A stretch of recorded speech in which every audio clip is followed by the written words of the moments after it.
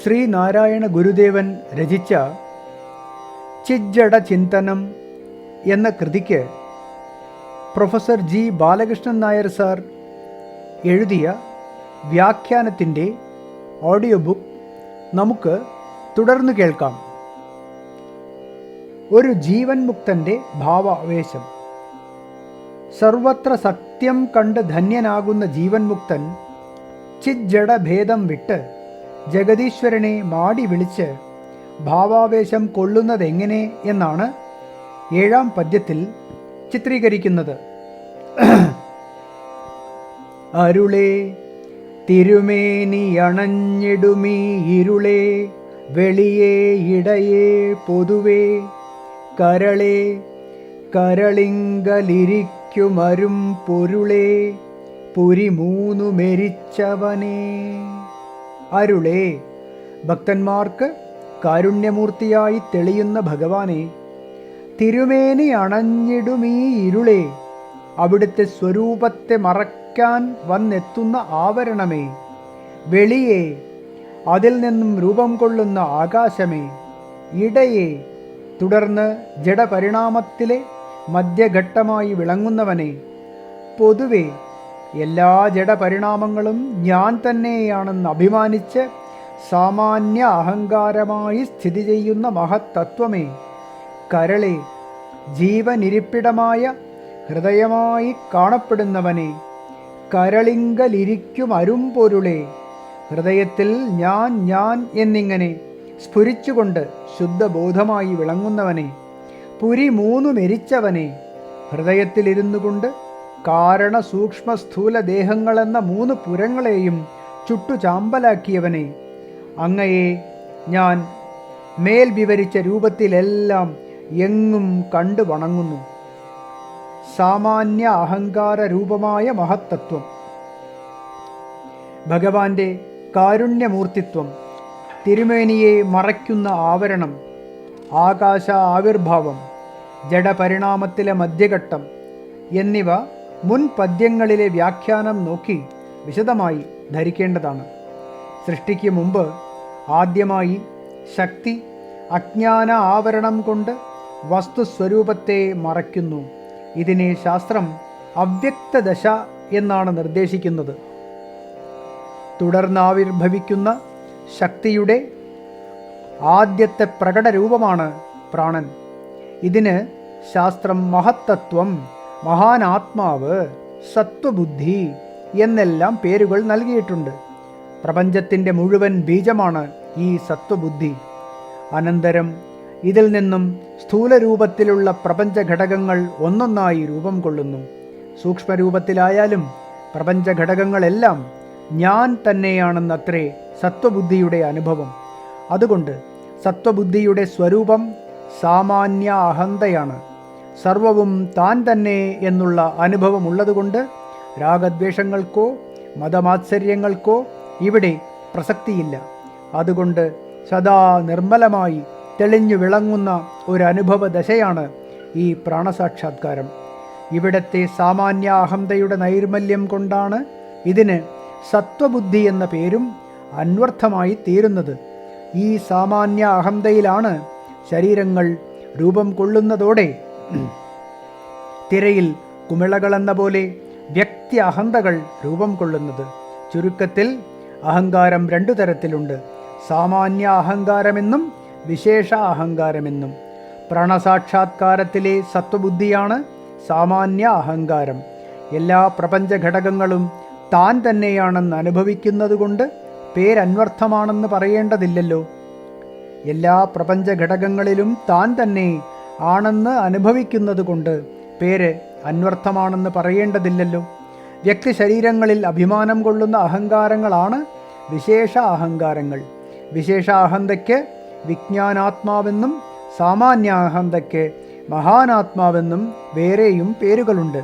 ഈ സാമാന്യ അഹങ്കാര രൂപത്തിലുള്ള മഹത്തത്വയാണ് ഗുരുദേവൻ ശ്ലോകത്തിൽ പൊതുവേ എന്ന സംബോധന കൊണ്ട് അർത്ഥമാക്കുന്നത്. എല്ലാ പ്രപഞ്ചഘടകങ്ങളിലും വ്യാപിച്ചു നിൽക്കുന്നതായതുകൊണ്ട് പൊതുവേ എന്ന സംബോധന അത്യന്തം അന്വർത്ഥമാണെന്ന് കാണാവുന്നതാണ്. കരളും കരളിലെ പൊരുളും. പരമാത്മസ്വരൂപിയായ ഈശ്വരൻ പ്രപഞ്ചമെങ്ങും അകവും പുറവും നിറഞ്ഞു വിളങ്ങുന്നു. എന്നാൽ ഈ വസ്തുരഹസ്യം ഓരോരുത്തരും ആദ്യമായി കണ്ടെത്തേണ്ടത് അവനവൻ്റെ ഹൃദയത്തിൽ തന്നെയാണ്.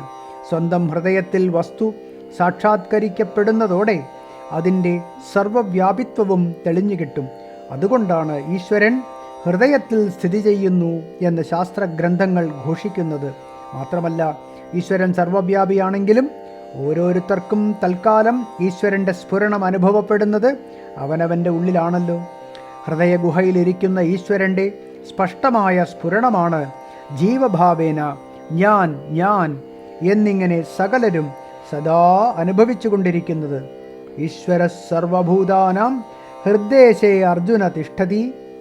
ഈശ്വരൻ സർവജീവികളുടെയും ഹൃദയത്തിൽ സ്ഥിതി ചെയ്യുന്നു എന്ന് ഭഗവാൻ ഗീതയിൽ വെളിപ്പെടുത്തിയിരിക്കുന്നതിൻ്റെയും രഹസ്യം ഇതുതന്നെ.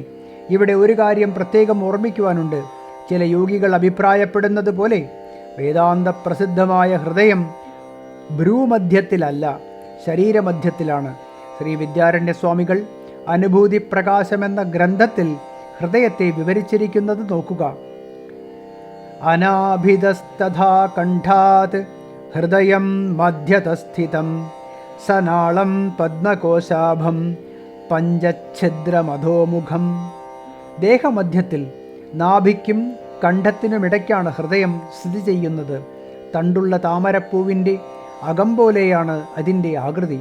5 ദ്വാരങ്ങളുണ്ട്. അധോമുഖമായിട്ടാണ് സാധാരണ സ്ഥിതി. ഗുരുദേവൻ ഹൃദയം എന്ന അർത്ഥത്തിൽ കരൾ എന്ന ശബ്ദം പ്രയോഗിച്ചിരിക്കുന്നതും ഈ വിവരണത്തെ സ്ഥിരീകരിക്കുകയാണ് ചെയ്യുന്നത്. എന്തായാലും ഹൃദയത്തെയും ഹൃദയസ്ഥിതനായ ഈശ്വരനെയും സംബോധന ചെയ്യുകയാണ്.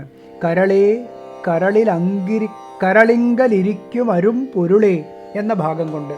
അരും പൊരുളേ എന്ന പ്രയോഗം കൊണ്ട് ഒരു കളങ്കവും പറ്റാതെ ശുദ്ധബോധസ്വരൂപനായ പരമാത്മാവ് തന്നെ ഹൃദയത്തിൽ കുടികൊള്ളുന്നു എന്നാണ് സൂചന. ത്രിപുരദഹനം. വലുതും ചെറുതും നടുമധ്യവുമായി പൊന്തിവരുന്ന വിവിധ ജഡപരിണാമഘട്ടങ്ങളെ നാം നേരത്തെ കണ്ടുകഴിഞ്ഞല്ലോ. ഈ ജഡപരിണാമങ്ങൾ ഒത്തുചേർന്ന് ബോധസ്വരൂപമായ ആത്മാവിന് 3 ദേഹങ്ങൾ നിർമ്മിച്ചു കൊടുക്കുന്നു. കാരണദേഹം, സൂക്ഷ്മദേഹം, സ്ഥൂലദേഹം എന്നിവയാണ് ആ 3 ദേഹങ്ങൾ.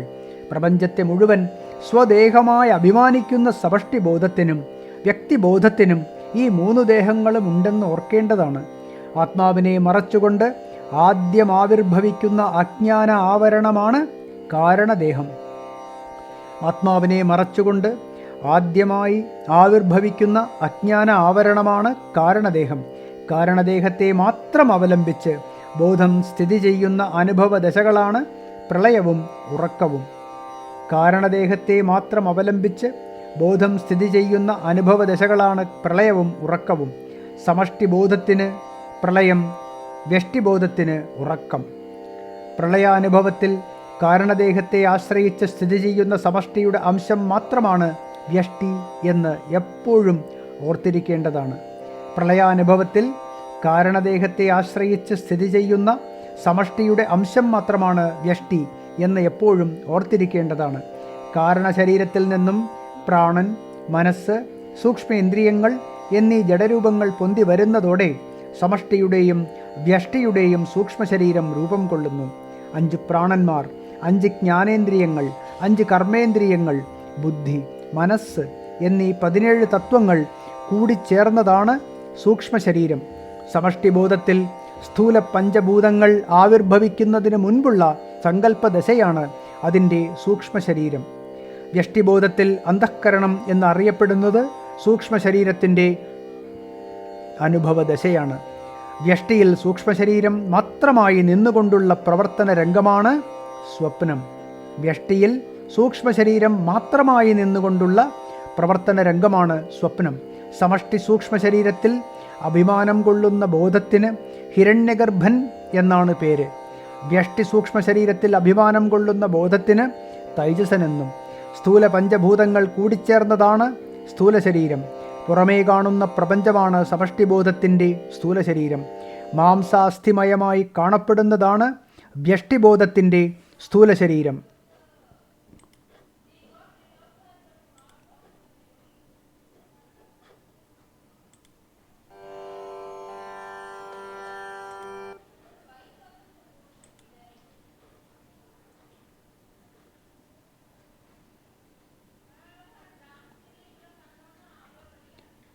സ്ഥൂല പഞ്ചഭൂതങ്ങൾ കൂടിച്ചേർന്നതാണ് സ്ഥൂല ശരീരം. പുറമേ കാണുന്ന പ്രപഞ്ചമാണ് സമഷ്ടിബോധത്തിൻ്റെ സ്ഥൂല ശരീരം. മാംസാസ്ഥിമയമായി കാണപ്പെടുന്നതാണ് വ്യഷ്ടിബോധത്തിൻ്റെ സ്ഥൂല ശരീരം. ഉണർന്നിരുന്നുള്ള ലോകവ്യവഹാരമാണ് സ്ഥൂലദേഹത്തിൻ്റെ പ്രവർത്തന രംഗം. പ്രപഞ്ചത്തെ മുഴുവൻ സ്വദേഹമായി അഭിമാനിക്കുന്ന സമഷ്ടിബോധത്തിന് വൈശ്വാനരൻ അഥവാ വിരാട് പുരുഷൻ എന്നാണ് പേര്. വ്യഷ്ടി സ്ഥൂല ദേഹത്തിൽ അഭിമാനം കൊള്ളുന്ന ബോധത്തിന് വിശ്വൻ എന്നും, ഇത്രയും കൊണ്ട് ബോധം ജഡപരിണാമങ്ങളിൽ കൂടി 3 ദേഹങ്ങൾ കൈക്കൊണ്ട് പ്രകടമാകുന്നതാണ് പ്രപഞ്ചം എന്ന് തെളിയുന്നു. 3 ദേഹങ്ങളും ബോധത്തിനിരിക്കാനുള്ള പുരങ്ങളാണ്. ബോധത്തിൻ്റെ അഖണ്ഡ സ്വരൂപത്തെ അവിടവിടെ മറയ്ക്കുകയും അതിരുകെട്ടി വേർതിരിച്ച പോലെ കാണിക്കുകയും ചെയ്യുന്ന കാഴ്ചകളാണ് ദേഹങ്ങളാകുന്ന ഈ പുരങ്ങൾ. ഈ പുരങ്ങളെ എരിച്ചു നശിപ്പിച്ച് ബോധം അഖണ്ഡവും ശുദ്ധവുമായ രൂപത്തിൽ വിളങ്ങുന്നതാണ് മോക്ഷം അഥവാ സ്വരൂപ സാക്ഷാത്കാരം. ദേഹങ്ങളിൽ അഭിമാനം കൊള്ളുന്ന ബോധാംശങ്ങൾക്കാണ് ഈ സ്ഥിതി നഷ്ടപ്പെട്ടു പോയിട്ടുള്ളത്. വ്യഷ്ടിദേഹത്തിൽ അഭിമാനം കൊണ്ടുഴലുന്ന ജീവൻ ശ്രവണ മനന നിധിധ്യാസനങ്ങളിൽ കൂടി തന്നെ ബന്ധിച്ചിരിക്കുന്ന 3 പുരങ്ങളെയും എരിച്ചു മാറ്റുവാൻ യത്നിക്കുന്നു. തുടർന്ന് അവ എരിഞ്ഞകലുകയും ചെയ്യുന്നു. അതോടെ വ്യഷ്ടിബോധത്തിന് സമഷ്ടിയുമായി യോജിച്ച് സ്വരൂപം വീണ്ടുകിട്ടുന്നു. ജ്ഞാനാഗ്നിയിൽ പുരങ്ങളെ 3ഉം എരിച്ചകറ്റുന്ന പ്രക്രിയ എന്താണെന്ന് നമുക്ക് അടുത്ത ശ്ലോകത്തിൻ്റെ വ്യാഖ്യാനത്തിൽ വിശദമായി ചർച്ച ചെയ്യാം.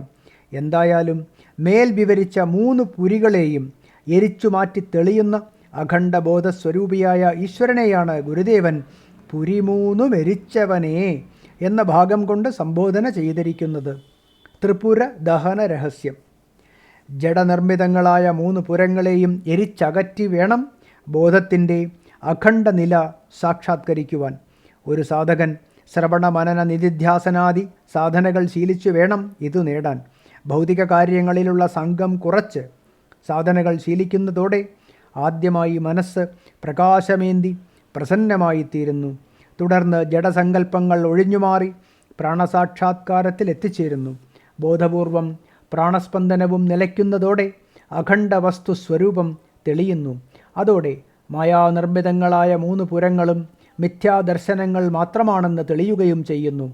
വിദ്യയെ സമാശ്രയിക്കുന്നതോടെ അവിദ്യാനിർമ്മിതങ്ങളായ പുരങ്ങളെ ഒഴിച്ചുമാറ്റി ബോധം സ്വയം തെളിയുന്ന ആശ്ചര്യകരമായ സാക്ഷാത്കാര ക്രമമാണ് ഗുരുദേവൻ 8ാം പദ്യത്തിൽ വിവരിക്കുന്നത്. Audio book തുടരുന്നതാണ്.